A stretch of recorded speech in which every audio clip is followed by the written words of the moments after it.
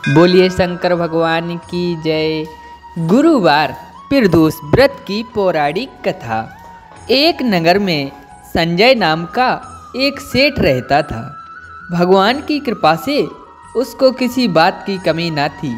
वह सेठ बड़ा ही दयालु एवं दानी था, किंतु उसकी पत्नी उसके ठीक विपरीत बहुत कंजूस थी। वह भिक्षुकों को द्वार से खाली हाथ ही लौटा देती थी एवं पति द्वारा दान किए जाने पर अत्यंत क्रोधित होती थी। एक दिन स्वयं बृहस्पति महाराज साधु के भेष में आए और भिक्षा के लिए आवाज लगाई। उस समय सेठानी अपना घर लीप रही थी, अतः उसने कहा कि महाराज, मैं इस समय काम में व्यस्त हूँ, अतः आप खाली समय में आएं, तभी मैं आपको भिक्षा दूंगी। यह सुनकर गुरु महाराज वापस लौट गए। कुछ दिन बीतने पर पुनः बृहस्पति देव साधु के भेष में उस सेठ के यहाँ भिक्षा मांगने के लिए गए, किंतु इस बार सेठानी खाना बना रही थी और उसने कहा कि मुझे इस समय फुर्सत नहीं है, फिर आना। यह सुनकर वह पुनः वापस लौट गए। कुछ समय पश्चात फिर गुरु महाराज सेठ के घर गए, किंतु सेठानी ने कहा मैं खाली नहीं हूँ। ऐसा कहकर उसने फिर साधु को लौटाना चाहा। साधु महाराज जी बोले, इस प्रकार तो तुम्हें दान एवं भिक्षा देने के लिए कभी भी समय नहीं मिलेगा, अतः क्या तुम एकदम खाली हो जाने पर ही भिक्षा दोगी? साधु की बात सुनकर सेठानी ने कहा, हाँ महाराज, मैं खाली होने पर ही भिक्षा दे सकूंगी। यह सुनकर साधु रूप में बृहस्पति महाराज ने कहा कि तुमको एक उपाय बताता हूँ, जिसके करने से तुम अवश्य खाली ही हो जाओगी।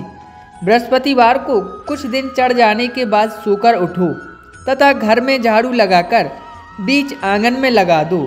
चौका न लगाओ और भोजन चूल्हे के पीछे रख दो। घर में कोई पीली वस्तु ना खाए तथा पीले वस्त्र भी ना पहने। घर के लोग बृहस्पति को बाल अवश्य बनवाएं। जब अधिक रात हो जाए तब दीपक जलाना। इस प्रकार तुम शीघ्र ही खाली हो जाओगी। ऐसा कहकर साधु रूपी बृहस्पति महाराज वहाँ से थोड़ी दूर चलकर अंतर ध्यान हो गई। सेठानी भी साधु द्वारा बताए हुए कथन के अनुसार अपने कार्य करने लगी, जिससे कुछ ही दिनों में सब धन धान्य का नाश हो गया और वह भोजन तक को तरसने लगी। किंतु अब सेठानी को पूर्ण अवकाश था। कुछ दिन बीतने पर बृहस्पति महाराज फिर उस सेठानी के घर भिक्षा के लिए गए। सेठानी साधु को पहचान कर बोली कि इस समय मेरे पास कुछ नहीं है, मैं आपको क्या दे सकती हूँ महाराज? यह सुनकर साधु महाराज बोले कि अब तो तुम्हें हर समय अवकाश है, अब तो तुम्हें कुछ हमें दान में देना चाहिए।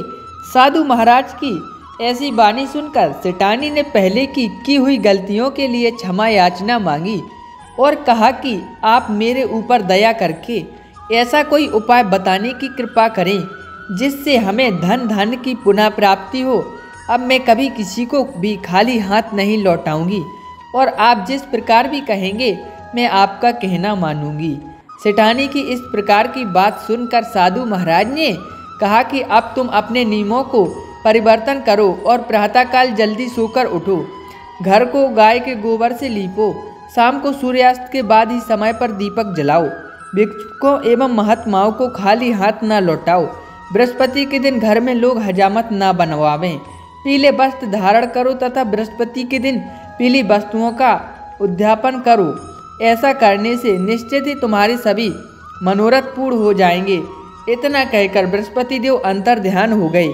जो कोई भी नियम पूर्वक भगवान बृहस्पति का व्रत करता है और इस पवित्र कथा को सुनता अथवा इस पावन कथा को पढ़ता है, उसे सुख और समृद्धि की प्राप्ति होती है।